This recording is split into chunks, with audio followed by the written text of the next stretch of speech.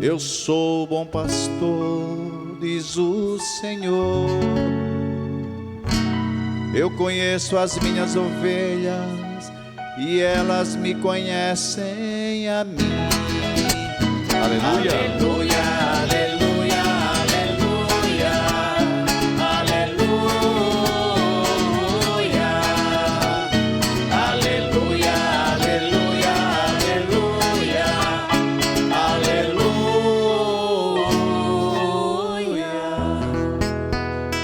O Senhor esteja convosco. Ele está no meio de nós. Proclamação do Evangelho de Jesus Cristo segundo João. Glória a vós, Senhor. Naquele tempo Jesus disse: em verdade vos digo, quem não entra no redil das ovelhas pela porta, mas sobe por outro lugar, é ladrão e assaltante. Quem entra pela porta é o pastor das ovelhas. A esse o porteiro abre, e as ovelhas escutam a sua voz. Ele chama as ovelhas pelo nome e as conduz para fora. E, depois de fazer sair todas as que são suas, caminha à sua frente, e as ovelhas o seguem, porque conhecem a sua voz. Mas não seguem um estranho, antes fogem dele, porque não conhecem a voz dos estranhos. Jesus contou-lhes essa parábola, mas eles não entenderam o que ele queria dizer. Então, Jesus continuou: em verdade vos digo, eu sou a porta das ovelhas. Todos aqueles que vieram antes de mim são ladrões e assaltantes, mas as ovelhas não os escutaram. Eu sou a porta. Quem entrar por mim será salvo. Entrará e sairá e encontrará pastagem. O ladrão só vem para roubar, matar e destruir. Eu vim para que tenham vida e a tenham em abundância. Eu vim para que tenham vida e a tenham em abundância. Palavra da salvação. Glória a vós, Senhor. Aleluia, aleluia, aleluia, aleluia, aleluia, aleluia, aleluia, aleluia. Sentados, por um tempo de silêncio, rezemos em nosso íntimo, pedindo ao Divino Espírito Santo que abra nossa inteligência, nosso coração e nos conceda compreender a palavra e sermos por esta palavra hoje conduzidos, iluminados, instruídos no seguimento do Senhor. Rezemos.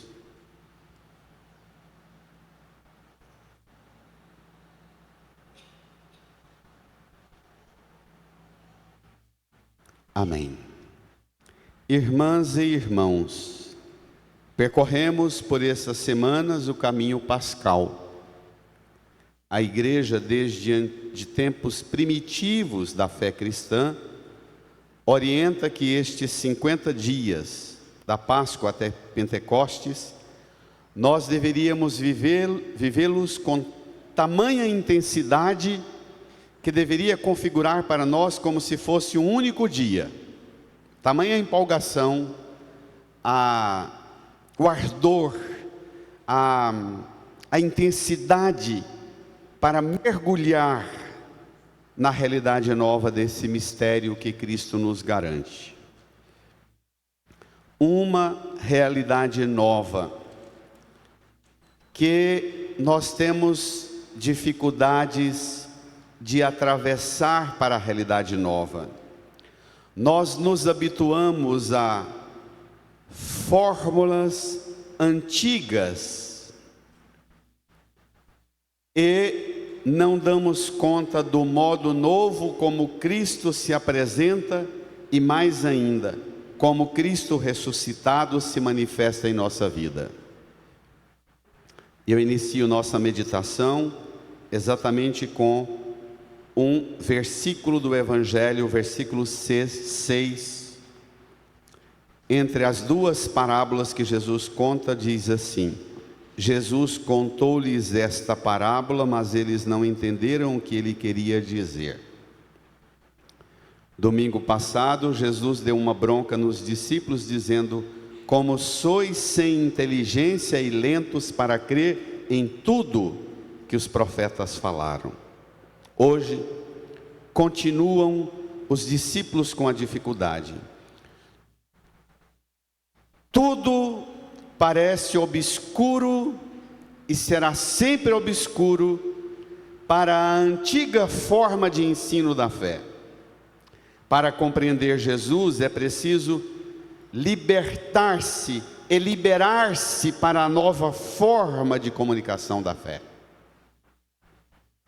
Tem gente que não avança e não progride na fé porque foi domesticado num modo obscuro de antigas formas de ensino e transmissão da fé. Bento XVI, comentando esse evangelho, fala que os discípulos tinham dificuldades, mais do que dificuldades cognitivas, tinham dificuldades dadas mesmo pela pedagogia antiga.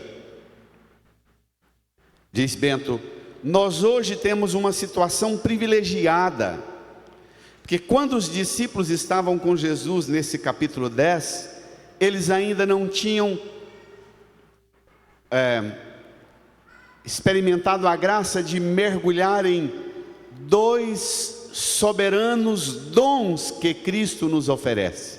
O primeiro, nós temos a luz da sua ressurreição para nos fazer compreender a palavra, a luz do ressuscitado. Mas mais do que isso, nós temos dentro de nós a luz do ressuscitado, do Espírito Santo, que em nós abre nossa inteligência, nosso coração, nossa alma, e garante-nos um recurso maior que os discípulos ainda não conheciam, para que ninguém saia da igreja dizendo: até os apóstolos, escutando Jesus, não entenderam o que ele queria dizer. Se Jesus não deu conta, eu é que vou dar. Se os apóstolos tiveram dificuldade e não compreenderam, por que eu sou obrigado a dar conta? Corrijo: os apóstolos não tinham umas duas assistências que nós temos. Nós temos Cristo ressuscitado e temos o Espírito Santo em nós. Não nos falta auxílio da parte de Deus. Antes de falar-nos, Ele providencia as condições necessárias para compreendê-lo. Amém? Amém. Então vamos ao texto. Pega aí no seu folheto, número 11 do seu folheto, Evangelho de João, capítulo 10, do versículo 1 até o versículo 10.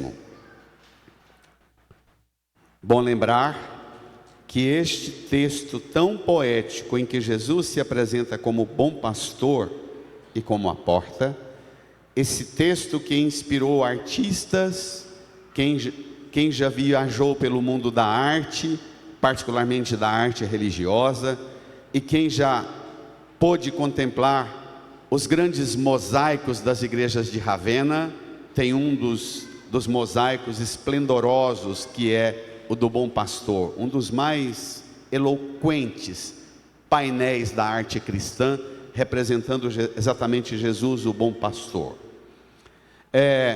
Esse texto em que Jesus se apresenta como Bom Pastor e como porta, é seguramente uma das passagens do Evangelho que mais inspira os compositores, os pintores, os artistas, os escultores, também os pregadores. O problema é que nem sempre a gente se dá conta de um elemento fundamental. Este trecho do Evangelho em que Jesus se apresenta como bom pastor, ele está entre duas sentenças de morte que Jesus recebe por parte das autoridades judaicas. No capítulo 9, as autoridades judaicas, fariseus, mestres da lei, sumos sacerdotes, tentam matá-lo. Se você continuar lendo esse texto hoje à noite, na sua casa, o capítulo 10 do Evangelho de João, quando você chegar ao versículo 22, você vai se surpreender, porque tem lá uma declaração solene e acusação de Jesus como blasfemo. Então, tudo bem que você viaje na poesia, mas é preciso que seja uma poesia lúcida, uma poesia profunda, que dê a você a capacidade de liberar o imaginário para voar na liberdade do pensamento e da inteligência humana, mas dê a você também pés corajosos para pisar o chão e enfrentar a realidade, como os poemas de Adélia Prado. Amém? Amém. Vamos lá então. Viaja, mas viaja com cabeça e com pés. Naquele tempo disse Jesus, versículo 1: em verdade vos digo: quem não entra no redil das ovelhas pela porta, mas sobe por outro lugar, é ladrão e assaltante. Espere lá. Quem não entra no redil das ovelhas pela porta, mas sobe por outro lugar, é ladrão e assaltante. Esta linguagem dura está no contexto do Evangelho de João, daquilo que a gente chama de Bento XVI tem um capítulo extraordinário no livro Jesus de Nazaré, um capítulo dedicado para as autoapresentações de Jesus. Um texto extraordinário. As autoapresentações de Jesus. Ele se apresenta e contrasta quem ele é com aquilo que não é ele e não o representa. Ele fala do redil, que tem uma porta, e tem a possibilidade de acessar o redil por um outro lugar que não é a porta. Eu vou fazer uma extravagância aqui, porque preciso como diz Santo Inácio, eu preciso do recurso visual, mais do que o recurso imaginário. Os currais ou os redis construídos no território da Palestina do tempo de Jesus, e quem viaja até hoje pelo mundo da Ásia Menor, ou mesmo o vasto mundo da Ásia e da Europa, ainda encontra currais antigos feitos de pedra, na maioria das vezes em forma circular, para que as ovelhas o rebanho não encantoe encantos e pressione e mate as menores e as mais fracas em forma circular. Pedagogia, tudo pedagogia. O redil ele é feito de pedra sólida na altura deste altar, às vezes mais alto ou mais baixo um pouco, dependendo do tipo de ovelha que se criava, em forma circular, numa largura de 80 centímetros a muralha do curral, pedra bruta assentada, contornava e deixava uma fresta, um espaço mais ou menos desse tamanho aqui. Nunca chega a 1 metro dos que eu já vi, mais ou menos desse tamanho. Os pastores, na maioria das vezes, faziam esses currais. Lá tinha e tem até hoje uma outra concepção de propriedade. O rebanho é propriedade e as pastagens são coletivas e comunitárias. Os criadores dos rebanhos viajam pelos territórios procurando pastagem e às vezes passam semanas e meses fora de casa conduzindo os rebanhos. Para facilitar esses períodos longos em longas distâncias de casa, constroem muitos currais assim, em mutirão, e fazem o uso do curral de forma coletiva.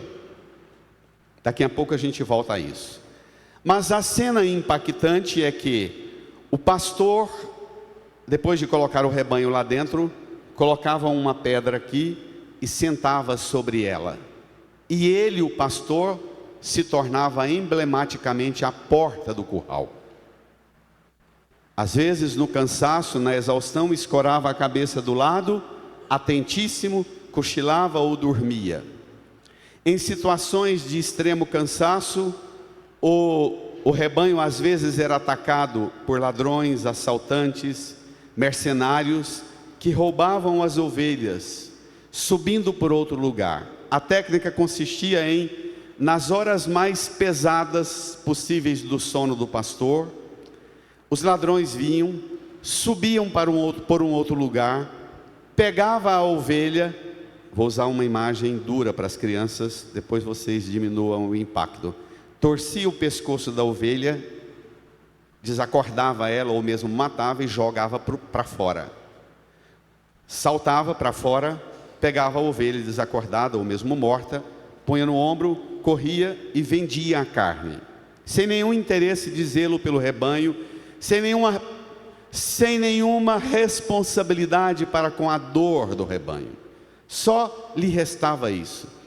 Jesus está se apresentando a nós como pastor, dizendo que nós que somos rebanho, ovelhas do rebanho dele, precisamos cuidar, porque existem no meio nosso ladrões e assaltantes que sobem por outro lugar e não entram pela porta.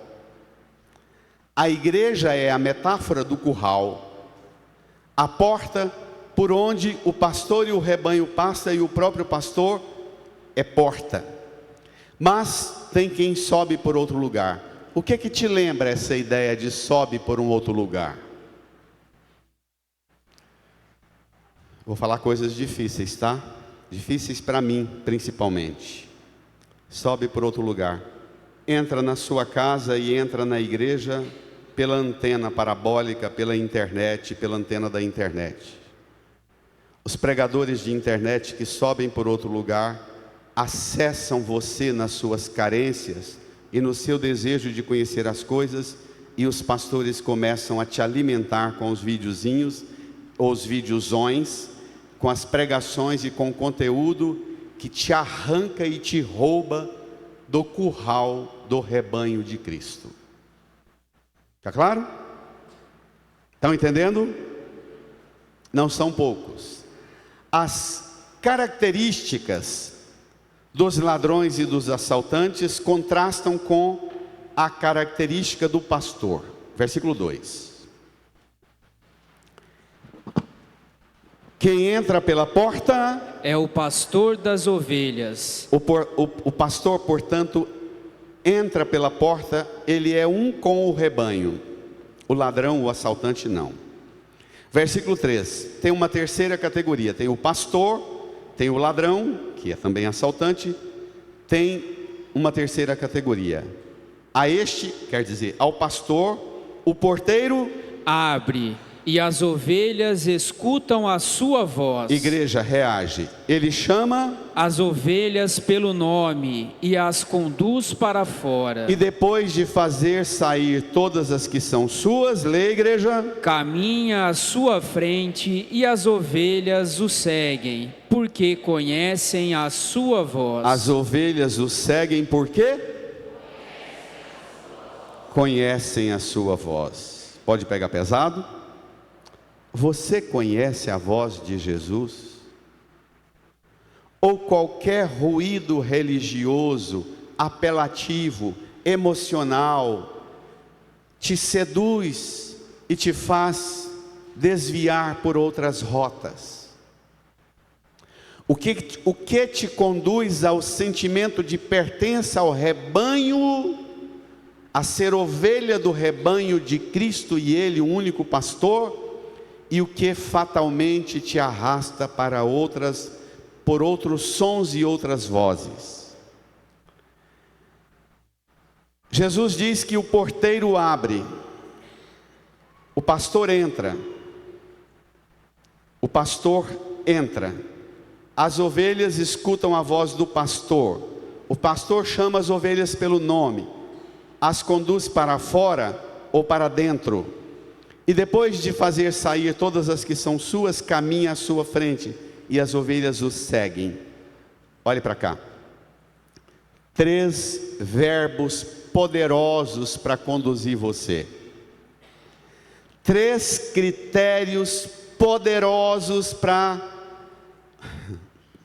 vou usar a metáfora de domingo atrasado, os selos de qualidade, porque a ovelha, hoje eu vou usar uma imagem mais dura, eu vou usar a imagem pastoril de Goiás, a marca, ferro quente, que pega o couro do animal e imprime uma marca, 3 marcas que decidem e põem você aos olhos do mundo, aos olhos do céu e aos olhos do inferno, que caracterizam você como ovelha do rebanho de Cristo. Primeiro, escuta a voz de Jesus.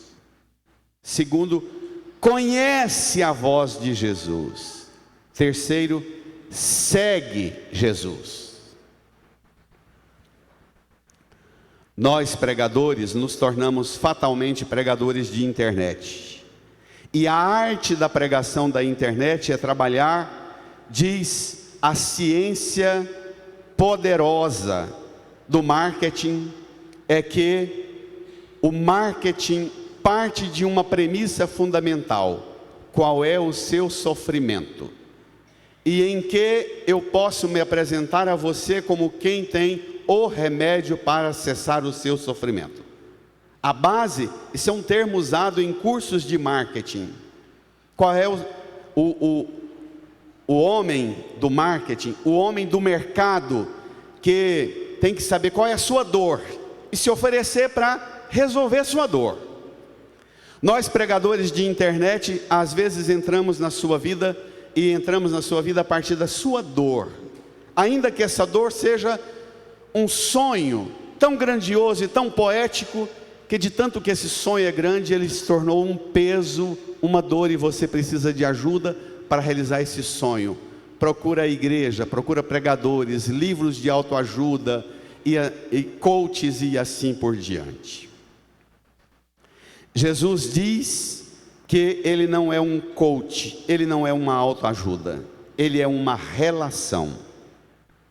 Escuta, conhece e segue. O ladrão, o assaltante entra na sua vida, de você ele quer a lã, o leite, e se as coisas apertarem para ele, mata e vende a carne. O ladrão e o assaltante não interessa pela sua vida, o pastor interessa. Hoje, mais do que em todos os tempos, nós vivemos uma cultura poderosíssima dos que entram na vida dos cristãos e sobretudo dos católicos, com o advento das ideologias que aprenderam a aproveitar da vulnerabilidade dos sonhadores, seguidores de Jesus. A política, a ideologia política passou a aproximar-se dos sonhadores, seguidores de Jesus, e dizer: eu tenho uma solução para ajudar você a realizar o sonho do reino de Deus aqui na terra. E as ideologias se apresentam dizendo que garantem que vão fazer, aplicar o projeto de Deus, o reino de Deus aqui na terra. Todas, de direita, de esquerda, de centro, todas usam esse recurso. Mexem e tocam você a partir da sua dor, do seu sonho, e tiram você do redil. Roubam você do redil. Vamos pegar consequências bem dramáticas a partir daqui. Vamos lá?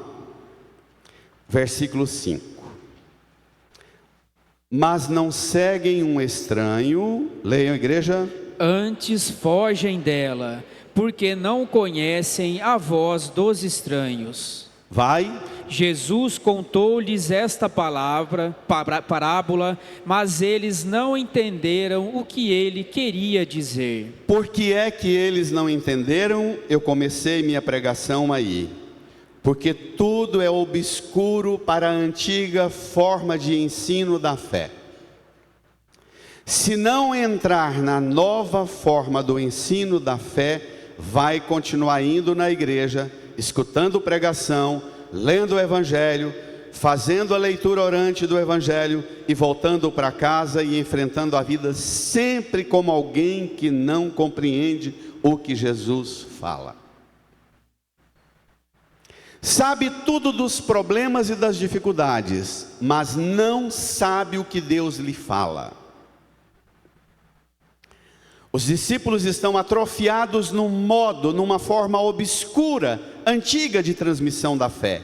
Aquela forma dos manipuladores, aquela forma dos domesticadores, dos engessadores de comportamento religioso, numa forma padrão de repetição de rituais que culminam em dízimo, oferta e subserviência psicológica e ideológica aos detentores da dominação política, religiosa, cultural, econômica, social. Entenderam, igreja?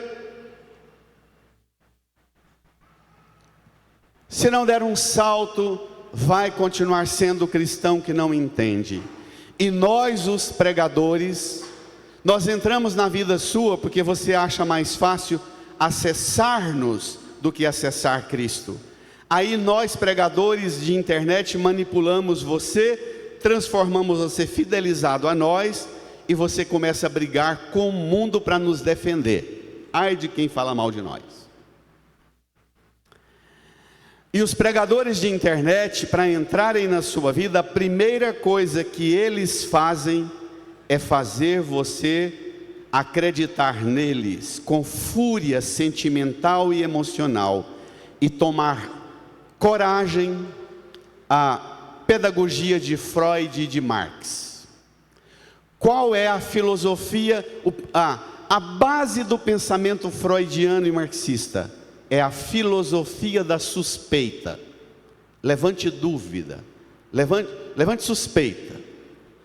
Os pregadores de internet, a primeira coisa que eles fazem ao entrar na sua vida é, mesmo sendo contra Marx e contra Freud, eles são usuários da pedagogia freudiana e marxista.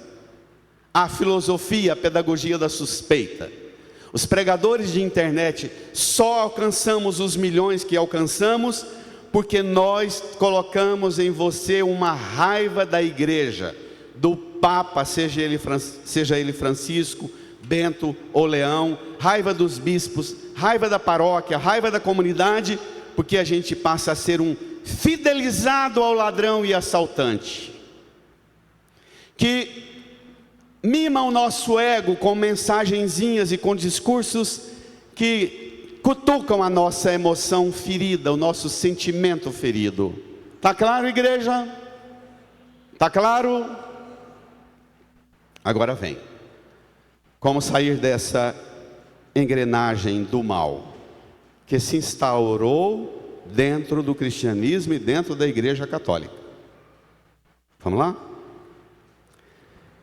Curiosamente, Jesus retoma do mesmo modo naquela pedagogia da insistência, da perseverança, água mole em pedra dura. Então Jesus continuou: em verdade vos digo. A repetição, quase a exaustão, em verdade, é para dizer atenção, atenção, escuta, escuta, atento, atento. Eu tenho para você a resposta e um horizonte do eterno, mas eu preciso contar com a sua disposição, com a sua liberdade da inteligência, das emoções, dos afetos, para acessar esta realidade nova. A minha presença na sua vida não dispensa a sua colaboração, a sua interação, os seus esforços para entrar. Em verdade eu vos digo. Aí ele brada, toda a igreja leia: eu sou a porta das ovelhas. Eu sou A porta das ovelhas. A porta das ovelhas. A imagem da porta. A porta que dá acesso às realidades. Jesus como porta. Por sua encarnação, Jesus se apresenta curiosamente como um lugar. Como o lugar da descoberta. A porta é também o lugar do acolhimento. A porta é o lugar onde você decide quanto tempo você quer ficar lá dentro. É pelo jeito que alguém nos acolhe, que abre dentro da gente a disposição para cutucar os meninos, cutuca o pai e a mãe. Pai, não vamos demorar aqui não, né? Mãe, nós vamos logo, não é? Não é? Pelo ar que recebe na entrada, já decide, vamos embora ou vamos ficar. Trem tá bom, compensa. Jesus se apresenta como um lugar, e pasmemos, Jesus se apresenta como um lugar de transição das realidades externas para a realidade interna. A relação de escuta e de conhecimento, de intimidade com Deus. Aqui não é discurso sobre Deus, não é doutrina, não é norma, não é regra, não é livro de autoajuda para alcançar o sucesso e a realização dos sonhos que povoam minha mente e meu coração. Aqui é um outro nível. Aqui é relação de escuta, de conhecimento, de construção de uma vinculação estreita, que tem como consequência o seguimento do Senhor. Eu sou a porta das ovelhas. Jesus dá a você a oportunidade de atravessar de fora para dentro e participar dos dons divinos. O problema é que você vem aqui e você não entra. Você vem aqui com a lista dos cansaços, das perturbações, dos problemas que açoitam sua vida, que você enfrenta lá fora, e você vem aqui com aquele ordenamento de coisas já previsto e programado que dominam você. Você vem aqui com aquelas coisas, fica diante de Jesus, tudo que Ele fala, tudo que Ele te oferece não entra, porque você vem aqui apenas para trazer as realidades externas, para um Deus poderoso que vai patrocinar a realização dos sonhos que você tem lá fora. E aí você não entende porque que frequenta a religião, vai à igreja, muda de igreja e não progride. Por quê? Porque você não faz a travessia, você não entra. Aqui, minha gente, aqui tem um problema grave. Jesus fala que tem um porteiro. Nós, pregadores, deveríamos nos apresentar na igreja, e você deveria considerar nós, pregadores, como meros porteiros da igreja. Nós jamais seremos a porta.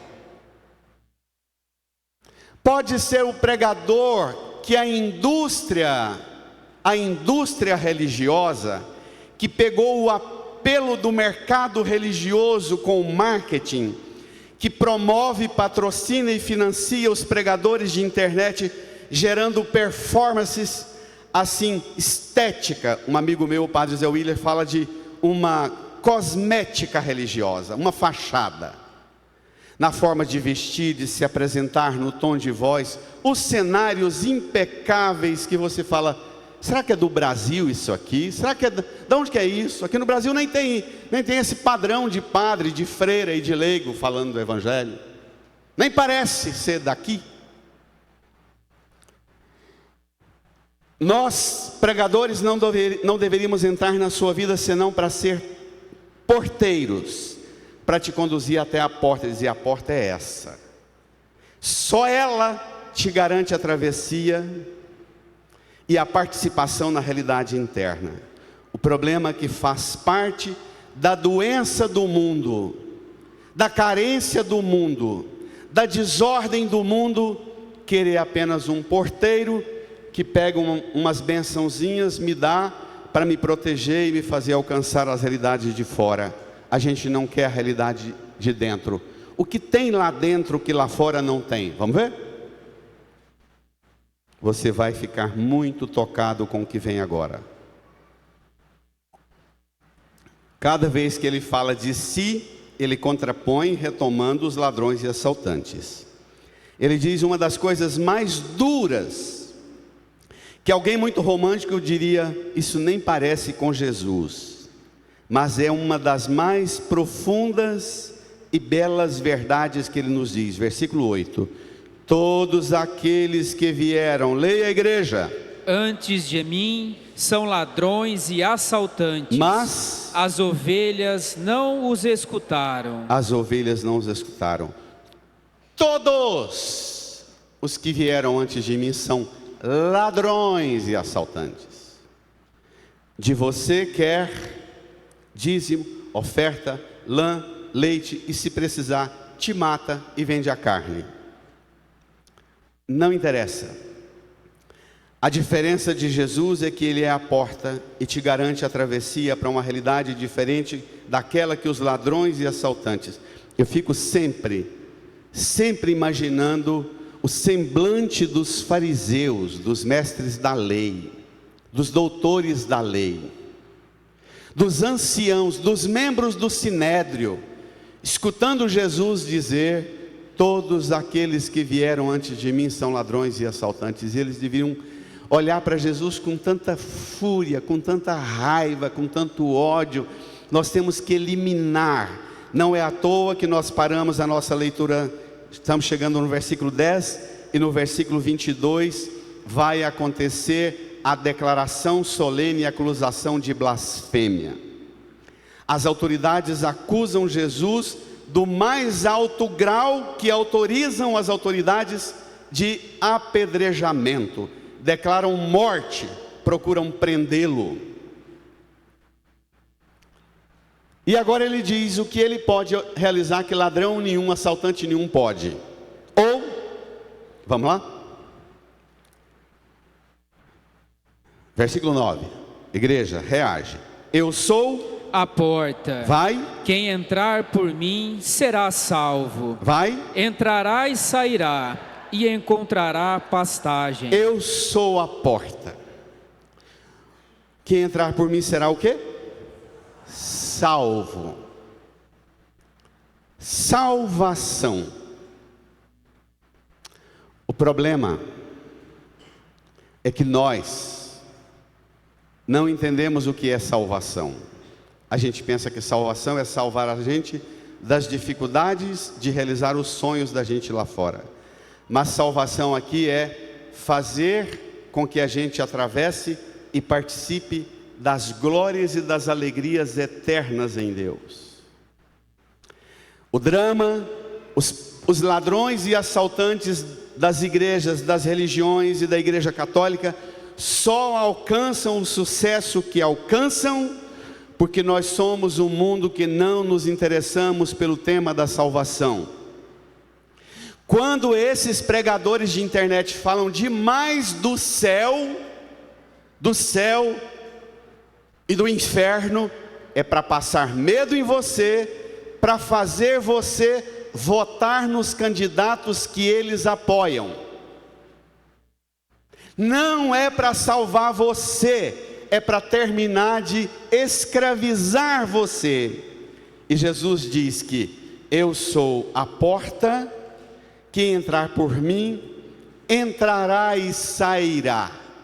O primeiro, os 3 carimbos: escuta, conhece, segue. Mas aqui tem um outro. O critério é: quando você escuta, conhece, segue, alcança a graça da salvação, o primeiro sinal de que você pertence ao rebanho de Cristo que lhe brota é a liberdade. Entrará e sairá. As correntes ideológicas dos pregadores de internet fazem você se tornar um fidelizado ao pregador da internet, das massas e dos dominados. Nos apresentamos como a garantia de que você vai ter proteção. Você dispensa Cristo e reduz a sua busca espiritual a fidelizado a nós. E nós não lhe damos as sandálias da liberdade, ao contrário, nós lhe damos um monte de produtos e mercadoria religiosa que, se você usar, vai ser protegido, e aí todo mundo passa a comprar os produtos daqueles centros que vendem os produtos mágicos para gerar segurança lá fora. Estão me entendendo, igreja? Estão me entendendo? Estão se situando diante dessas ameaças? A primeira coisa que você perde seguindo um ladrão, um assaltante, você perde a liberdade.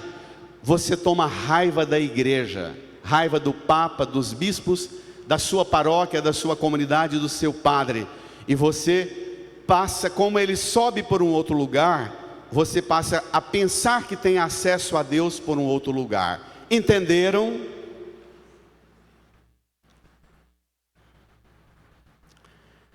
Isso é tão duro para mim, porque eu estou falando de mim. E eu preciso pedir, e não é à toa que hoje é Dia Mundial de Oração pelas vocações sacerdotais e religiosas, para que nós, pregadores do Evangelho, não façamos do nosso serviço de pregação um ofício de ladrão assaltante. Amém? Amém. Mas o ofício seja para conduzir você a uma liberdade. Eu vou àquela igreja, escuto o padre, hora outra ele fala uma asneira, hora outra ele fala uma coisa que eu não entendo, mas a única coisa que eu quero do padre, da igreja, dos bispos e do Papa, que eles me garantam que eu chegue a Cristo. O resto é meu com Ele. Ponto. Vai, reage.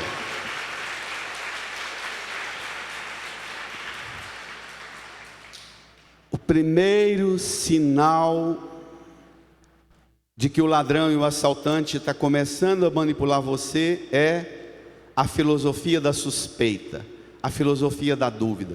Você entra na igreja e começa a desconfiar. Será que esse padre é padre mesmo? Será que é da nossa ideologia, da nossa corrente? Será que esse bispo? Será que esse papa? Será que? A filosofia da dúvida, da suspeita. Depois disso, a filosofia moderna, a da raiva, do ódio. Você passa a ter raiva. Pode ser um homem introspecto como Bento, que vai ser odiado. Pode ser expansivo como João Paulo II, que vai ser odiado. Pode ser afetivo como Francisco, que vai ser odiado. Pode ser sóbrio como Leão, que vai ser odiado.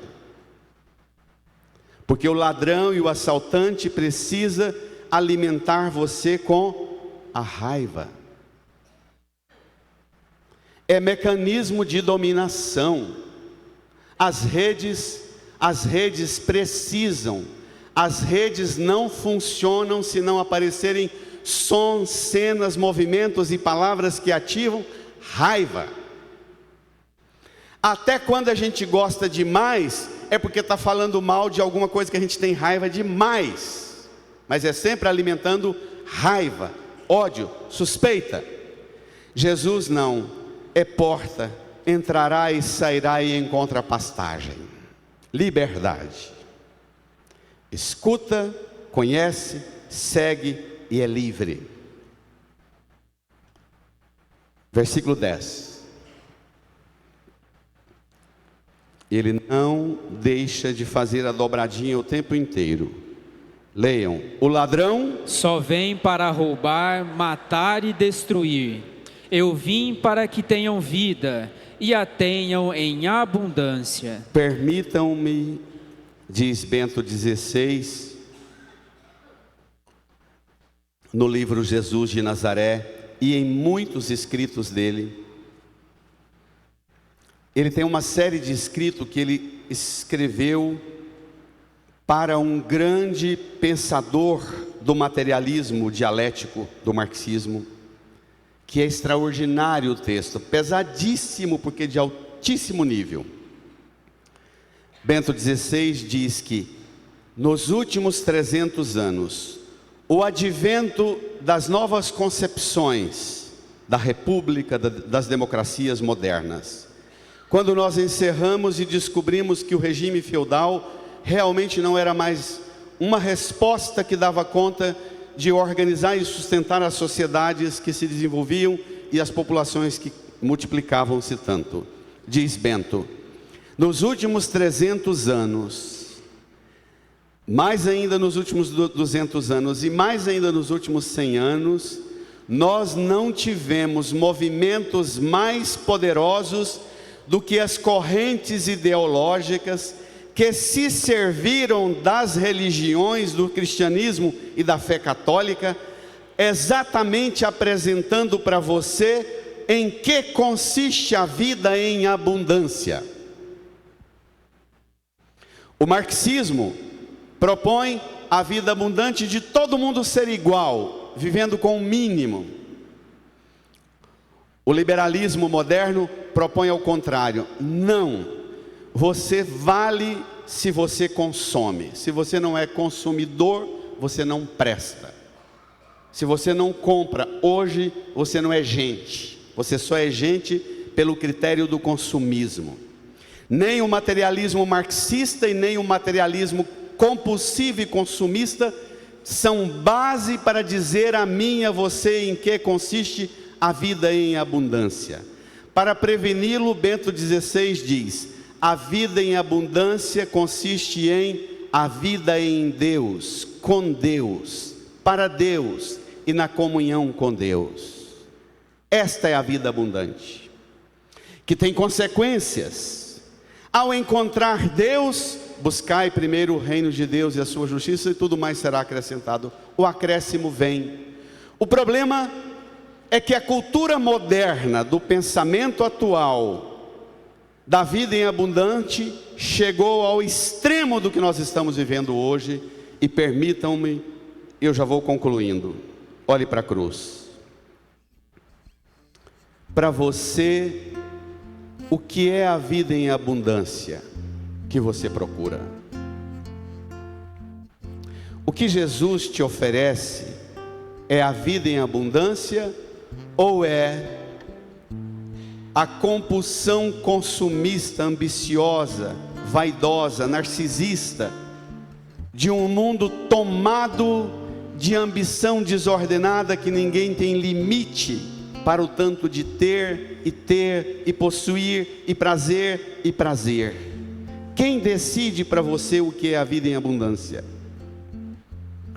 A resposta a essa pergunta decide para você em que consiste a cura para a sua mágoa com o seu passado, a cura para você viver hoje de bem com a realidade que Deus lhe dá hoje, e a cura para o seu futuro.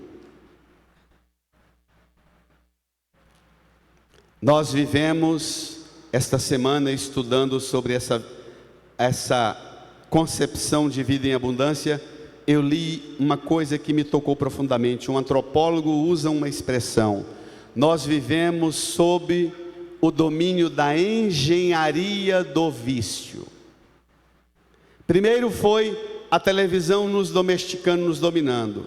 Junto com a televisão e com a cultura televisiva surgiram a cultura da manipulação e da idealização da liberdade com o uso das drogas, até a gente chegar sobre os estados, os narco-estados, e agora chegamos às narco-igrejas. Como fomos dominados pelo império da droga, nós entramos na nova configuração da engenharia do vício, os jogos eletrônicos, a internet, a lógica dos algoritmos, a estrutura dos algoritmos, e por que não dizer das apostas, dos jogos, dos bets, que são desenhados para que o usuário perca mais do que ganhe, mas faça uso ao ponto de se tornar um dependente daquilo. Semana passada eu estava numa agência de banco resolvendo umas assinaturas, aí passa um jovem bem debilitado. Eu estava conversando com um atendente e ele falou para mim: padre, queria muito que o senhor atendesse esse jovem aqui. Aí chamou o jovem, apresentou-o para mim, conversamos, o jovem saiu, mas tomado assim de fragilidade, com a pasta na mão, abraçou e saiu. Ele diz: um dos melhores colaboradores que nós tivemos nessa agência nos últimos 30 anos. Entrou nos jogos eletrônicos, roubou a agência, roubou o cofre da agência e hoje está indo embora para se entregar.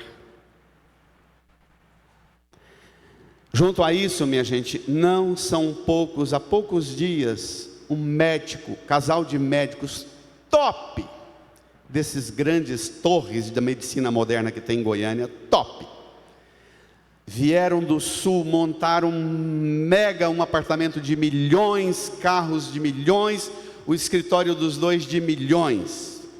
A mulher vai percebendo uma ausência do marido, um esfriamento, 3 filhos, crianças, bebês. Ela chega aqui com os 3 bebês, a mulher completamente deformada, de semblante de tristeza.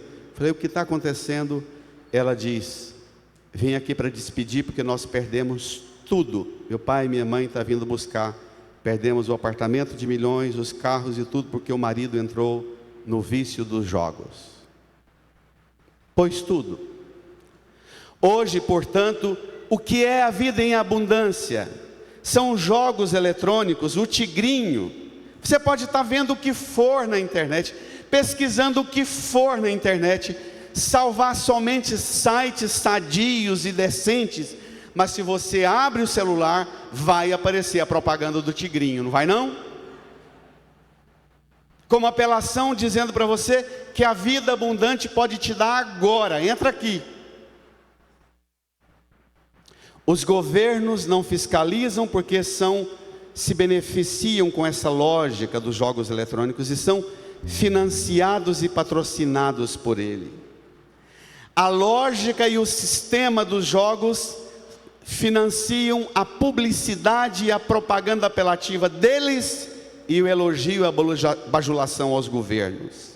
A ilusão do ganho fácil. A vida abundante para as novas gerações é o ganho fácil. A meninada não está treinada e preparada para ralar. Recebe dos pais e mães o melhor de tudo que pais e mães nunca tiveram para si, mas chegam aos 20, 25, 30, 35, 40, 45, incompetentes e não dando conta de nada, porque foram educados pela lógica da vida abundante, que é ganhar fácil e muito com o mínimo de esforço possível.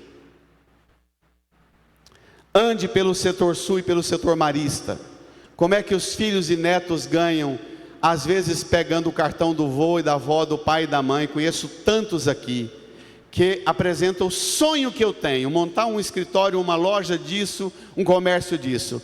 Pai e a mãe pega esses casarões do marista, do setor sul, quebra tudo, gasta 400 mil, 1 milhão, 2 milhões, quebra tudo, monta um mega de um trem lá, chama o padre, o pastor, faz um culto, abençoa o trem, abre, 3 meses depois está com a placa enorme: vende-se, aluga-se.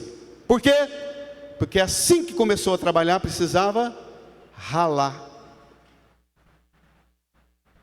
E a gente está domesticado para a ilusão do ganho fácil.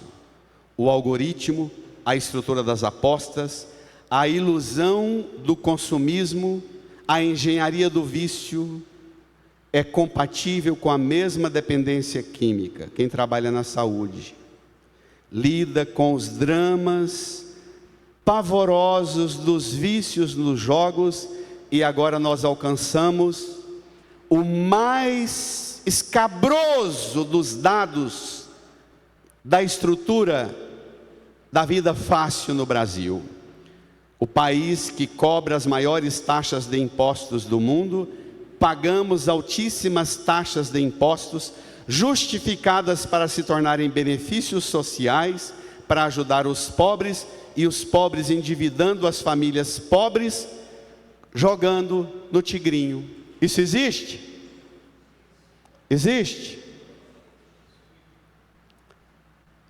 E embora você precise do que precisar, você não tem.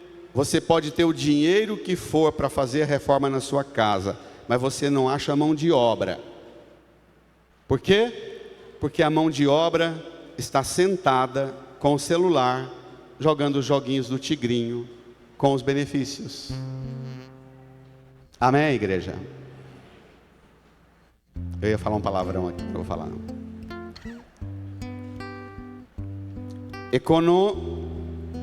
Os prejuízos sociais são o vício que causa perdas econômicas bilionárias, o aumento da desigualdade social, a ansiedade e os transtornos mentais, não é? De cada 10 pessoas que eu atendo, de cada 10, nunca menos que 6 vêm sem que eu tenha a obrigação de recomendar, tratar espiritualmente, mas tratar também da saúde mental. Imagina no escritório, no consultório, nos pronto-socorro. Nós temos que devolver nossa vida ao bom pastor. De picareta até as igrejas estão tomadas de ladrões e assaltantes. O mundo está tomado para isso, mas existe uma resposta mais poderosa do que a resposta de dominação dos ladrões e assaltantes.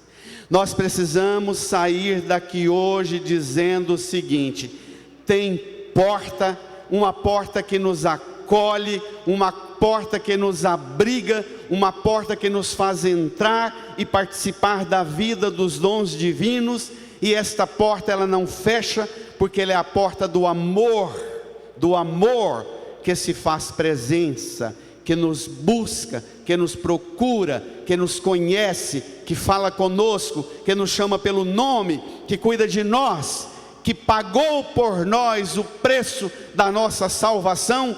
Esta porta é Cristo, é o seu lado atravessado pela lança que derramou sangue e água, é o seu corpo a nossa porta. E há uma resposta de Deus que os ladrões e assaltantes nunca darão conta de dar esta resposta para nós. Amém, igreja? Amém. Reage, igreja. Reage. E agora é sua hora de encontrar Jesus na porta.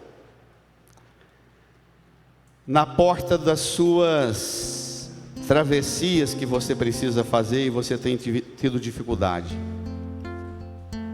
Agora é a hora de você conversar com Jesus como porta e dizer: Senhor, me ajude a atravessar, me ajude a entrar na realidade nova do que só o Senhor pode me garantir e me fazer atravessar. Incline a sua cabeça, põe a mão no coração. Como ovelha do rebanho, escuta a voz, conhece, segue, mas sobretudo, abra-se à voz que te salva, que te dá a vida abundante em Deus. Fale com o Senhor e renove a sua fé.